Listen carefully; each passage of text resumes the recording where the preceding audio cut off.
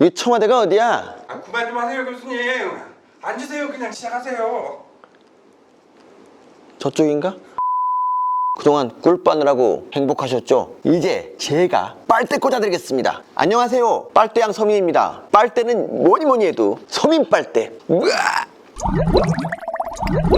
김경수 경남지사가 마침내 징역 2년 실형을 받았습니다. 지금 창원교도소에 계시니까 오늘 아침에는 북어 묵국이랑 콩조림 드셨겠네? 건강해지시겠어요. 근데 많은 분들이 이번 김경수 지사 이 대법원 판결을 보면서 정의가 실현됐다 뭐 이렇게 말씀하시더라고요. 근데 제가 보기엔 턱도 없습니다. 정의 실현 안 됐어요. 몸통이 한마디 사과도 않고 입 꾹 닫고 있는데 뭐가 정의야? 몸통이 누구냐고요? 누구겠어요? 문통이지. 이번 대법원 판결 내용을 살펴보면 보통 심각한 게 아니에요. 그래서 지금 문 대통령 하야나 탄핵을 주장하는 분들도 있는데요.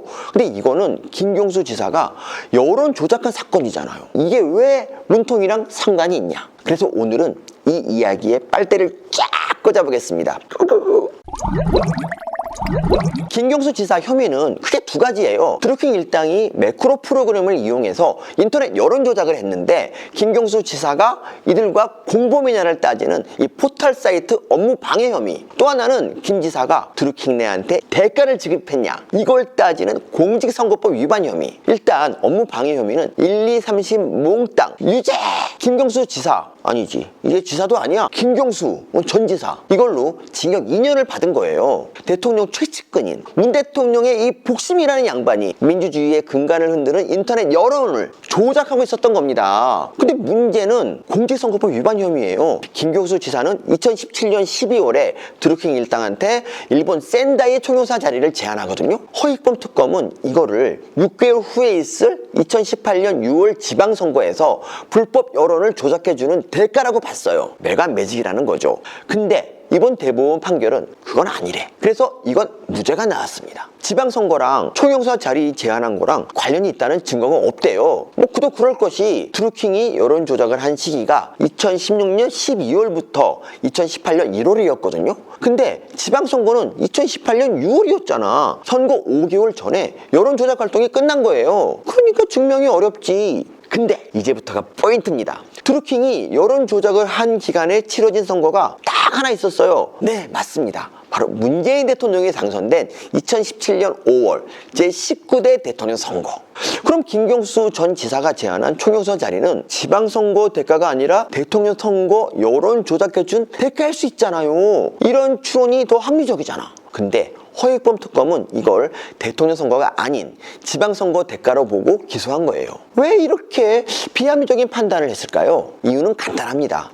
선거법 위반 공소시효가 6개월이거든요. 그래서 문통인 당선됐던 2017년 5월 대통령 선거는 이 공소시효가 지나서 기소를 못한 거야. 실제 드루킹이 활동한 건 대통령 선거 기간이고 그동안 총 4천만의 조작질, 대통령 선거 한 달 전에는 1초당 2.9회 꼴로 조작을 했는데 공소시효가 지나서 기소를 못한 것 뿐이에요. 근데 기소를 못했을 뿐이지 이 부정선거 아니에요? 그럼 이거 엄청 심각한 일이잖아. 문 대통령이 부정선거에서 당선됐다는 얘기니까요. 그렇다면 지금 대통령부터 청와대 비서관들까지 사열 종대를 줄 맞춰 나와서 국민한테 309고도 아니 30배? 900고도라도 해야 돼요. 근데 문 대통령 지금 어떻게 하고 있습니까? 자기랑 아무 상관없는 것처럼 입 꾹 닫고 뭉 쓰고 있잖아요. 아니 문 대통령은 문씨가 아니라 뭉씨인가?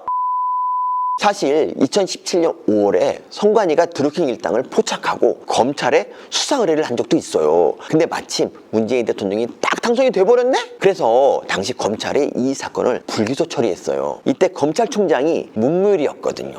그런데 만약에 이때 검찰총장이 윤석열이고 짤없이 기소했다고 쳐요. 그럼 결과가 어떻게 나왔을까요? 법조인들 얘기는 이렇습니다. 대선 여론 조작은 선거법 위반에 해당되지만 공소시효가 지나서 기소를 못했다. 만약 기소했다면 역시 유죄가 나왔을 것이다. 아니 민주화 운동했다는 사람들이 대한민국 민주주의를 걸레를 만들고 있습니다. 몸통은 문통이다.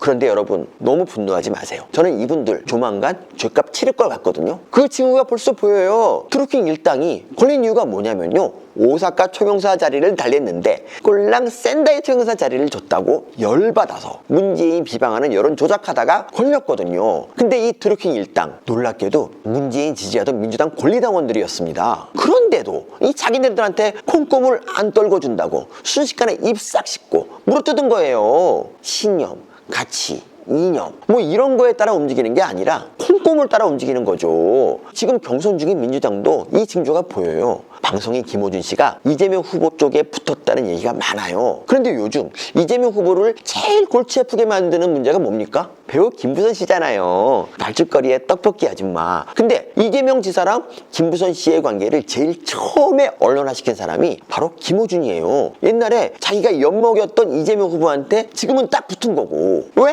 콩고물 떨어질 것 같으니까. 이낙연 후보는 요즘 노무현 탄핵에 찬성했다, 아니다 말이 많잖아요. 이 후보는 자기 입으로 반대표 던졌다고 하는데 또 그렇지 않다는 사람도 있어요. 바로 서른 의원, 이분 삭발투쟁까지 하면서 이낙연 후보가 노무현 탄핵에 찬성표 던졌다 이렇게 밝혔었거든요. 근데 이 서른 의원 이분이 지금은 이낙연 캠프 선대위원장입니다. 과거에 물어뜯던 사람도 지금 나한테 콩고물 묻혀줄 것 같으면 얼른 가서 붙는 겁니다. 이게 지금 민주당이 보여주는 콩고물 정치예요. 신념, 가치, 이념, 정책 이런 거 하나도 중요하지 않아.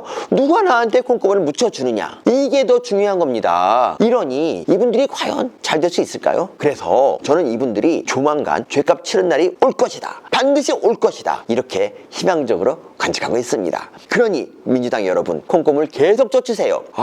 콩고물 많이 떨어지는 방법 하나 제가 알려드릴까요? 열심히 콩가루 날리면 됩니다. 콩가루 민주당 파이팅!